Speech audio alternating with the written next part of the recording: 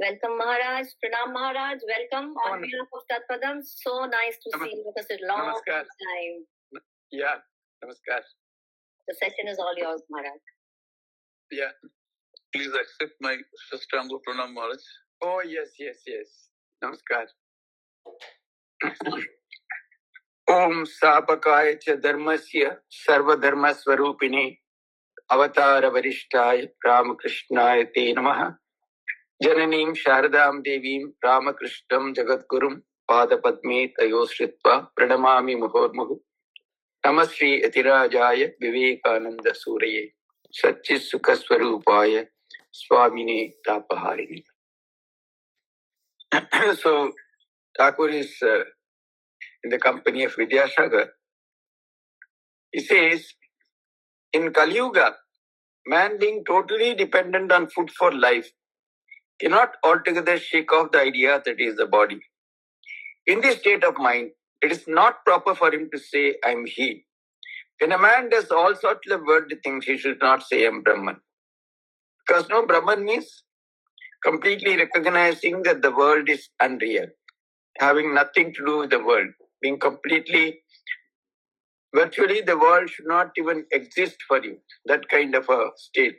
Unless you completely negate the world, I think even whatever be the reality that you give, there are some who say the world is totally non-existent, some who say it's all appearance, some who say it's all manifested Brahman.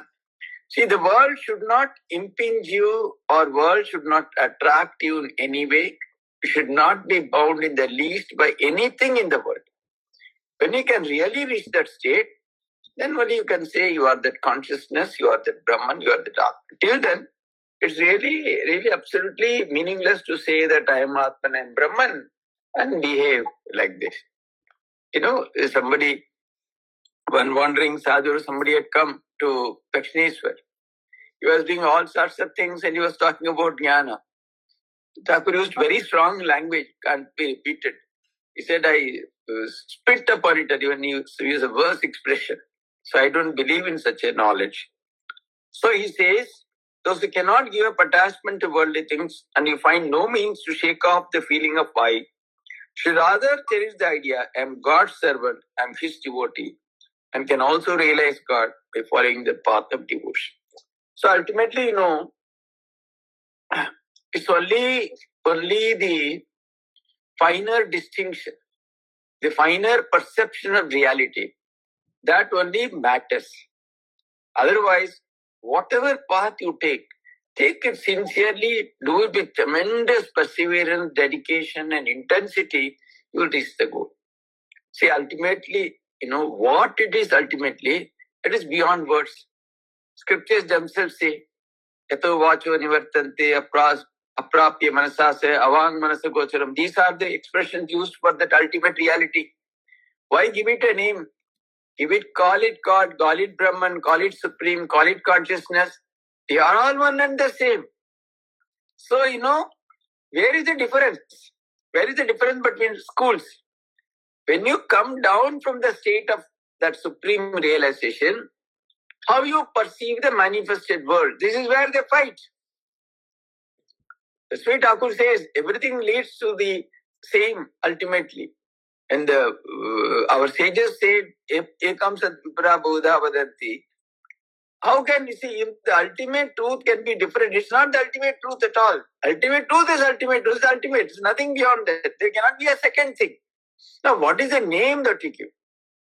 You call it Brahman. When you call it God, you give it a Nama and Rupa. But it's the same reality. It's not different. So only when you come down from that level, then when you try to explain this world, how you perceive it, do you experience it? Does it exist for you? Does it not exist for you? So your relationship with the existent world, coming down to the state of realization, is what people are fighting about. Let us not worry about that now. Let us reserve it for a later date. As on date, where we are. Can we do that kind of a sadhana with intensity, with all seriousness, with all dedication, with all diligence? That is what matters. It can be jnana, it can be bhakti, it can be yoga, it can be karma, anything is fine. See, everything, see, for the matter, even what happens in karma. When you do with such intensity, completely your I, me, that's completely erased. What happens ultimately when you go to the highest level of jnana? There's no I, there's no individuality, it's all completely erased. There's only that ultimate truth or Brahman. So in the same way in karma also, if you do with such intensity, if you can erase everything else about you, about your attachments, about your requirements, about your body consciousness, about your being mind, your being everything, if all that can be completely erased, what would remain? Only that ultimate truth or one only, nothing else. So there is nothing to feel less about it. In devotion also. See, you talk so much about God, God, God, God, God. Accepting God, everything else is wiped out. If God is the only reality remaining, nothing else, the same as the only reality, the Brahman. So in yoga also, when you dive deep into meditation, what happens? Everything goes. All there is manonash, vrittinash. There's nothing. There's only the total stillness, silence. And that silence is same as Brahman, nothing else. But you know, the attitude that we assume, that should be relevant to where we are. Supposing you have commitments, you have attachments, you have other things to do, you are busy, you are not able to deny all that, then don't worry about denying the world. Accept that it's God's power, God's manifestation, God's creation, Shakti. Work your way slowly. The jnani gives identification with the worldly things, discriminating, not this, not this. Only then can he realize Brahma. I thought that is it. That's a difficult. See, the jnani says there is nothing but Brahman. So whatever that is non-Brahman is to be discriminated and given up. No, this is not Brahman, this is not Brahman, this is not. So, supposing you are in a family, you have certain duties, you have certain things to do, you cannot, anything, you have to negate only. Your dear ones, near ones, whatever you do, everything goes by the wayside. Everything has to be negated as not Brahman. So how can you have a attitude of reverence, service, love or affection towards something and also say that this is Brahman? So these two are, but if you have the idea that I am a God servant, it's all God's, you can say yes, it's God's creation. God has brought this person in my life in the form of a husband or wife or a child or mother or father or anything. So that can go on. Your devotion to whosoever be your Ishta Devata, you can follow it with great intensity. And also say that it's all his play. He has brought about all this. I have nothing to worry, I have nothing to fear. He will take care of it. So again, that doesn't mean you can get attached, you can terribly bog down and things like that. No. There also you have to practice all that. But you get a small window or concession or whatever it is, where you can clearly say yes. So that is the disadvantage. It is like reaching the roof of a house by leaving the steps behind one by one. But the Vijnani, who is more intimately acquainted with Brahman, realizes something more. He realizes that the steps are made of the same materials as roof, bricks, lime, and bricks. That which is intuitively realized as Brahman, through eliminating the process of not this, it then found to have become the universe and all its living beings. The Vijnani sees the reality which is Nirguna without attributes, it's also Saguna with attributes. Probably this is something, a big deviation from the traditional school of Advaita, which is not ready to give any credence to the creation or world or anything. That's where Thakur's concept of Vijnana is something, looks definitely, it has some newness, it is shades of newness. Where he says, of course his example is very, very powerful. You use stairs or steps to go up. And then when you go up, you say, no, this is not the terrace. It's not the terrace. Then you go to the terrace. Obviously, you can't stay at the terrace all the time. You have to come down. You can go gaze at the stars, gaze at something, skyscrapers and all that, but you have to come down to the terrace. You can't be there all the time. So when you come down, then you realize the steps, etc., are made up of the same material as the terrace. There is no difference at all. So, he has brought a wonderful way of accepting and accommodating the world. The world at no point of time have you to feel that it is totally illusory, negative, mithya, not to that extent. Because using this, we should not go and get attached and bogged down there. But he's given a very beautiful way of looking at the world, The same consciousness. If there is only one consciousness, it's all there only. To the extent I see, it's okay. Even if I don't see to that extent, it is all there. So obviously, the world becomes, it's not something to be thoroughly, that is why, only in that point of view, from that approach only, seva, serving the poor, needy, etc., all become meaningful. This is the foundation of the seva dharma, which Swamiji propagated so powerfully. It's based on this experience of Sri Ramakrishna.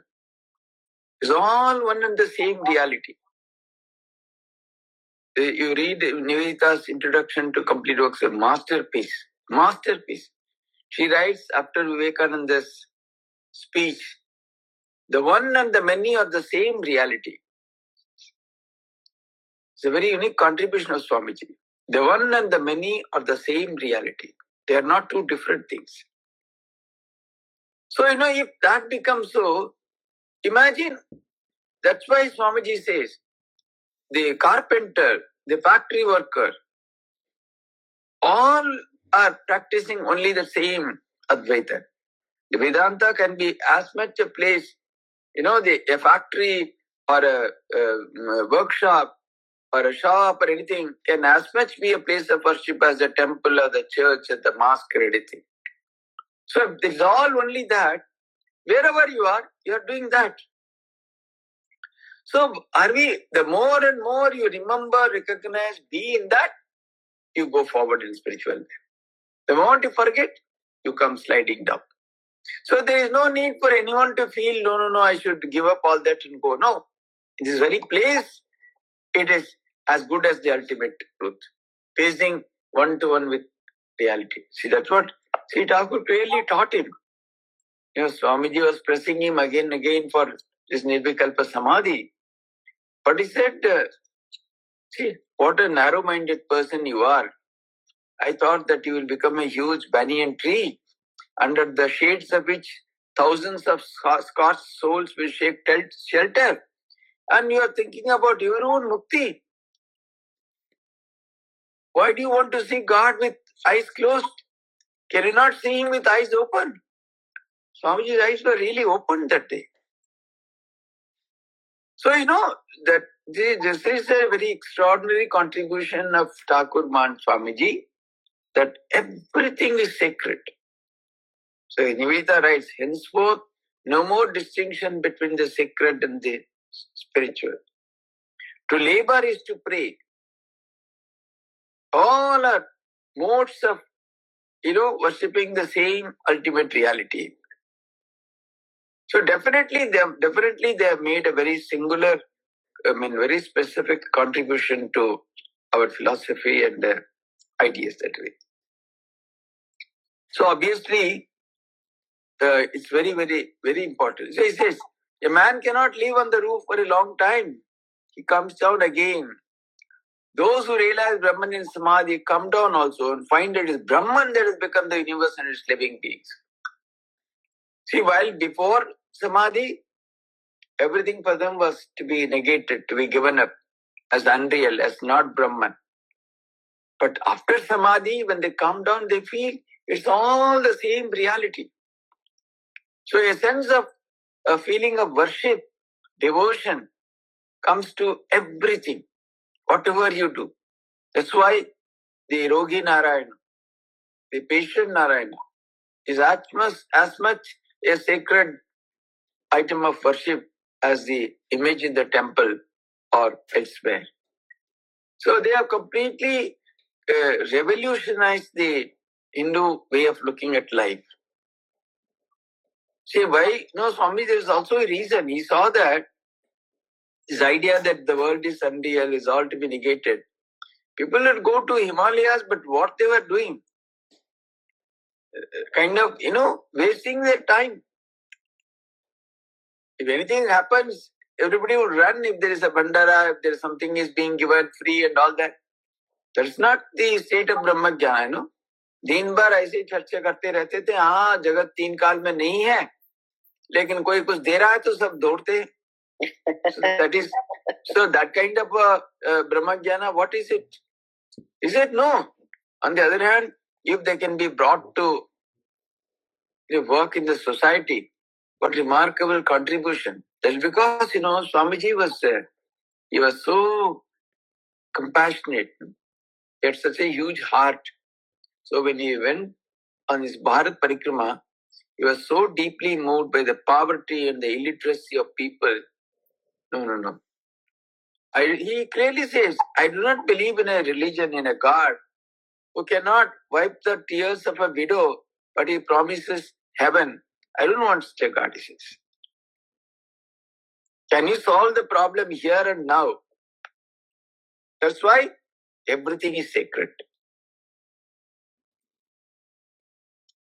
Now people often come and say, oh Maharaj, that you're all sadhus, you're so busy, you're talking in phone, you're talking in there, you're doing that. Yes, we are doing. But there's a difference. It's the attitude. You can have millions and yet be the most detached person. You must have only 5 rupees and be the most attached person also. Now it depends upon the attitude. So he says, in the musical scale, there are notes sa, re, ga, ma, pa, dha and ni, but one cannot keep one's voice on ni for a long time. So one can't be in that state. Either the body falls off or you come back to the world. So when you come back to the world, what's your attitude? That's important. See, when you close your eyes, everyone is a Brahmagyani.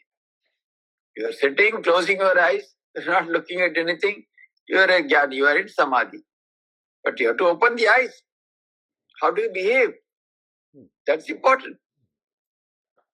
The ego does not vanish altogether.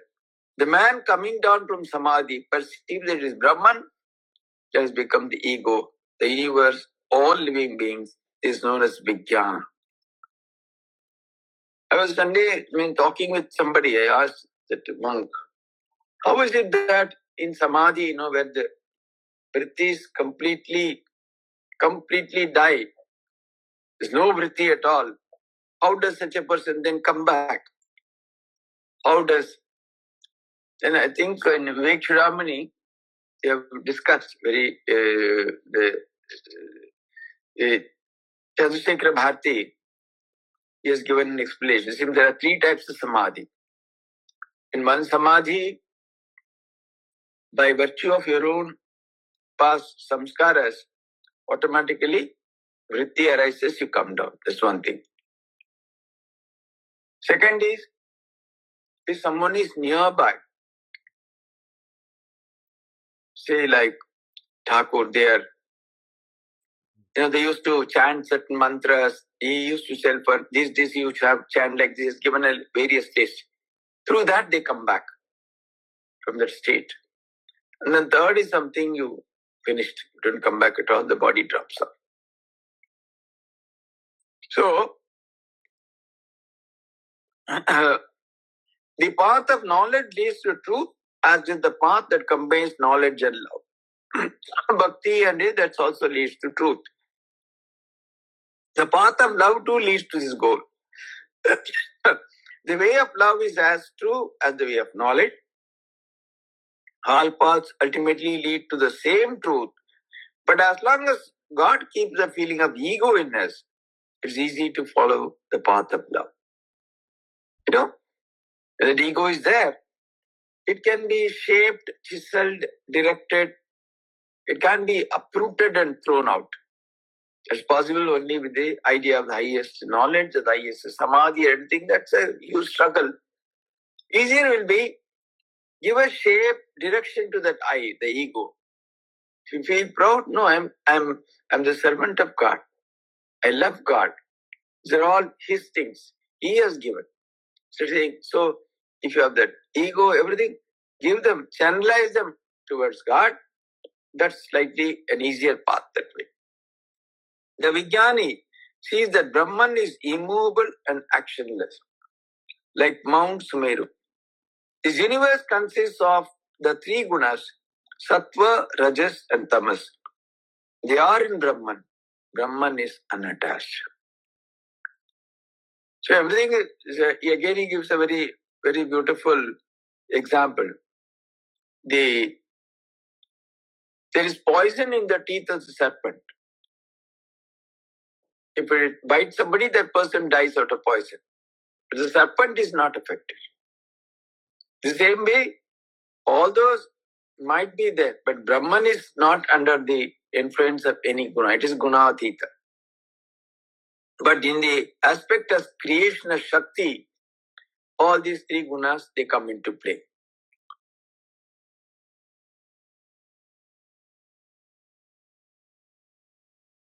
The Vijnani further sees that what is Brahman is the Bhagavan, the personal God.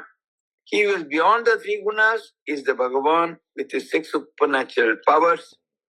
So, in one way, what we call as ultimate truth as Brahman and Atman, the Vijnani sees it's all same only. The same Brahman Atman given a Nyama, Rupa and Vyavahara.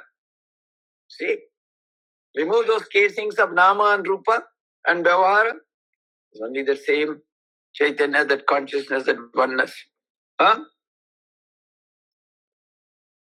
Living beings, the universe, mind, intelligence, love, renunciation, knowledge, all these are the manifestations of his power. If an aristocrat has neither house nor property, or if he has been forced to sell them, one doesn't call him an aristocrat anyway, anymore. Landlord. If he has no land, if he has nothing, all that, then he will not be a landlord. He'll be only the Lord, there is no land. So he says, aristocrat will not be called. So God is endowed with six supernatural powers. If we were not, why should we obey him? So naturally, when Brahman in that aspect as God, when you see, all those things are added. All those qualities, the six powers, Shraveshwarya, six Aishwarya Bhagavan. All that, the glow, the power, the Shakti, everything, all that are all given to him. So that, you see, the point is, even normally the human mind, how would you think of, how would the mind conceive of an Atman or Brahman? What's Atman and Brahman first? It's just a name only. You just ask, then if you do through elaborate process of discussion, and slowly you say all that is in Sat, then you are the witness, and it's all this awareness is Chit, you are the witness, all this is of the nature of this, you are the witness, and all that lot of explanation, finally we seem to give some idea about what is this Brahman or Atman about. But the other way to say that, we are human beings, we know about human beings, multiply it to million times, that is God. Same maybe form, million times more beautiful, million times more powerful, million times more intelligence, million times more gunas, qualities. So it's much more easier to conceive of an all-powerful God rather than an all-powerful Brahman. So for the human mind, it is always seek some kind of a support or some kind to hold on to. For that, these ideas are much more easier to grasp that way. Just see how picturesque this universe is. How many things there are. The sun, the moon, the stars, how many varieties of living beings, big and small, good and bad, strong and weak, some endowed with more power, some with less. All that you see in this universe. Then Vidyashankar asks, has he endowed some with more power and others with less? Although he was a great Pandit in normal sense, he could not understand how there can be God being. Actually, this question is also very redundant because supposing, any person, a person makes, even a person who makes clay images, a potter or an artist or who does this kalakar, who does murtis, they will not make all images exactly same. Nobody would buy from them. It will be so monotonous and boring. Some they will with 4 hands, some with 6 hands, some with 2 hands, some with more shining, some with less. So that's the beauty of creation. God cannot be so monotonous as to make everything the ditto, like, from a machine, any product is coming out. No. So the very beauty of this creation is this diversity. Some are tall, some are short, some are fair looking, some are dark looking, some are this, some are that, some are men, some are women. So obviously, how you would ask the question, have we endowed some with more power and some less? It's something so very obvious. See, in fact, why should even be a distinction as man and woman? There could be only men. It's all God's creation. It could be only women also. So all this is obviously, that is the beauty of creation, no? So much of diversity, so much of, that is the fun, that's the beauty. Sri Ram says, yes, as the all-pervading spirit, he exists in all beings, even in the ant. So as Brahman, it's all same. As consciousness, it's all same. But when you give Nama and Rupa, it is. But the manifestation powers are different in different beings. Otherwise, how can one person put 10 to flight while another can't face even one? And why do all people respect you? Have you grown a pair of horns? Laughter. You have more compassion and learning. Therefore, people honor you and come to pay you the respect. Don't you agree with me? Vidyasagar smiled. Obvious. It's very, very obvious. In creation, there is diversity that we can see. But it is foolish to say that God is partial to some, cruel to some, is nice to some. God is not a fair God. No. You think it is like that. It is your perception. Somebody else might perceive it very differently. And God's perception, it's all a play, a matter of this thing for a few days. As man, woman, elderly, young, these, that, so everything would go in one day. What is all that? Why should we pay so much? See, a potter fashions so many things. Just one swipe, everything is gone. Again, new set of images come up. So, if you think that this world, this existence, this life, all that is great, tremendous, and all that, then all these questions come. Then if you consider, no, either there's only one truth as Brahman or Atman, or God and His creation, then it is God's will, it's God's sweet will and pleasure. Why He has done, we have no answer. We can't answer. There are so many things you can't answer every day. Even in your life. See, you make the same thing you make day after day. One day it comes, the parota बहुत very nice, बहुत सुंदर है. एक ना रे क्या बनाया तुम? अरे इतना साल 20 साल से बना रहे हो. Why? Did you deliberately put more salt or more masala or more anything? With the same mind, same application, same thing. Why it comes differently? So creation में वैचित्र रहना बहुत सहज है. It's absolutely it's the law of life, law of existence. It cannot be avoided. Cannot be avoided. If you understand that if you pay too much credence, so much of importance to this life, that means you are more and more rooted in body and mind. The moment you take away these two equations from your mind, what is good looking, what bad looking? Everything is all, everything was revealed to bone, flesh, everything covered with flesh, covered with skin. That's body. What is that? So much admire, people run behind this and this and that.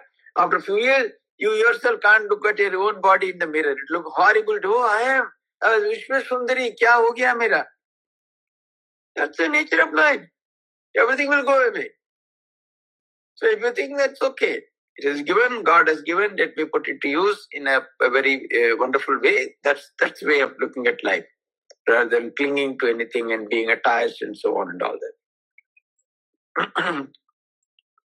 There is nothing in mere scholarship. The object of study is to find means of knowing God and realizing Him. A holy man had a book.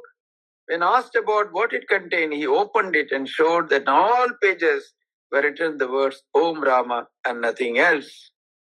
Why he's telling? Just had so much, probably had so much hidden pride that he was a very learned person. He was very learned in the normal classical sense, in the sense of academics, in terms of the bookish knowledge, what we call as learning on this life. No, it's of no use. How he's asking, has God given more powers to somebody, less somebody? So this knowledge will not work. Adbhutananda was illiterate. He could not even write his own name. He did not have even Aksharabhyas. He was the greatest of Brahmagyanis. His level of realization was no less than that of Swamiji. But he was an extraordinarily brilliant person, and he is a person who was unlettered, illiterate. So that knowledge, that awareness, that is all of a different quality. It belongs to a different realm altogether. It's not in this world at all. So perhaps Thakur wants to draw his attention. Mere bookish knowledge will absolutely be of no use. Only of service to knowing God and realizing Him. आप जो कर रहे हैं भगवान लाभ के लिए जो होता है तो अच्छा है. There's nothing else beyond that. That's why he says, when asked sadhu, your book, what is that? Entire book, Om Rama, Om Rama, Om Rama. He was a great Ram Bhakta. He thought that life's one business is to see some way of remembering him. He was doing japa, he was doing meditation at other times. He is not meditating, he is not doing japa, singing or anything. Right, same thing. So another means, another expression of the divinity and the power and all that. Huh? What is the significance of the Gita? It is what you find by repeating the word 10 times. What very remarkable. I don't think anybody has ever explained Gita like that in the history of mankind. Gita says it is then reversed into Tagi, which means a person who has renounced everything. Gita, Gita, Gita, Gita, Gita, Gita, Gita, Gita, Gita, Gita. If you say 10 times, Gita becomes Tagi. Tagi is same as Tyagi. That means person who has given up everything for God. And the lesson of Gita is, oh man, renounce everything and seek God alone. Whether a man is a monk or a householder, he has to shake off all attachment from his mind. I mean, absolutely there is scrumptious, no peers, no parallel. Simply, can anyone explain better the idea of Gita? This is how Gita is to be understood. Huh?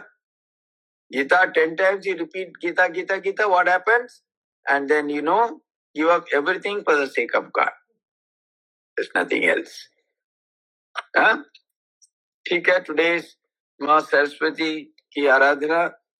It's all pray to Mother to give us true knowledge in the right sense. Knowledge also, in the Upanishads, there's a wonderful question. Kasmin bhagavo vijñāte sarvavidam vijñātam bhavati. What is that? By knowing which everything is known. And the answer, the sage says, Dve veditavye. There are two things to be known. What is that? What are the two knowledges? Paracha, aparacha. Aparavidya is all that. Nirukta, Chandas, grammar, Jyotish, all that in the existential world, everything is put under one bracket called aparavidya. What is para? Sa vidya vimuktaye.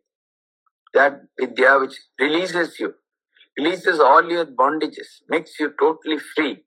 That is paravidya. So let us pray to Mother to grant us the true knowledge, and so that we can realize the true meaning and purpose of life. That's important. Everything else is unimportant. Okay?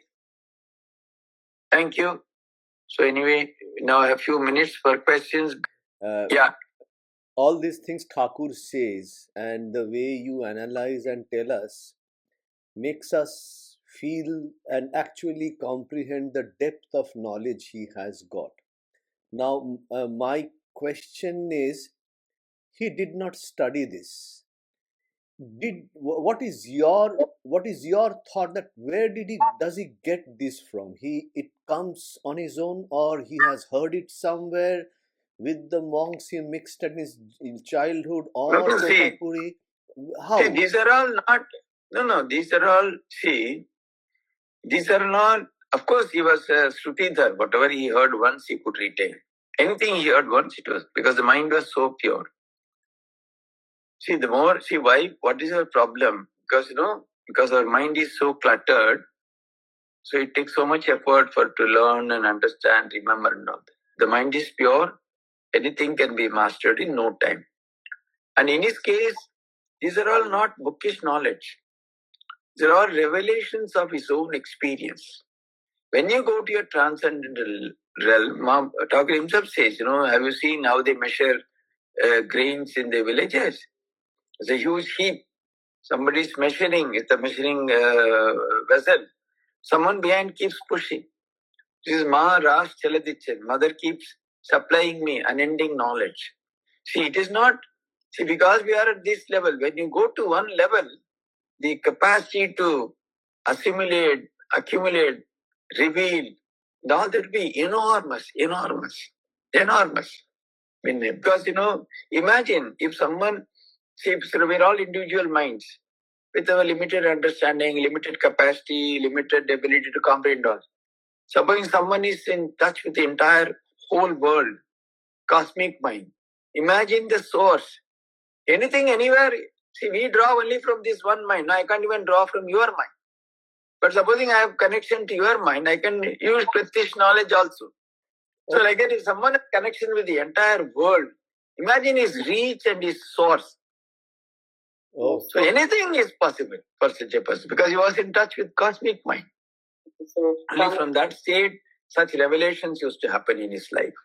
From the individual mind to the cosmic mind. Yes. Connection, the meditation is all about, and spirituality is all about that connection between the jiva. No, spirituality, see, there's all various levels. That is the highest level of realization. Only when one is absolutely established in that Nirvikalpa Samadhi, and not just once, be completely established all the time. See, when he is talking or when he is doing something, not that he has lost touch with that Supreme. Right. It's all there. Simultaneously, he has the capacity to interact. That's why at a thrice he would again go into Samadhi. ওইটাই কি ভাবমুখে থাকতে বলেছিল Yes. something. Thank you, Maharaj. No, I think you explained it very nicely. Thank you. Namaskar. Pranam Thanks a lot. Maharaj, take rest. Namaskar. Jai Maharaj. Thank Pranam you. Maharaj. Namaskar. Namaskar. Yeah, very good. I'll send you the link again. The next Namaskar. Pranam Maharaj, yes. Namaskar.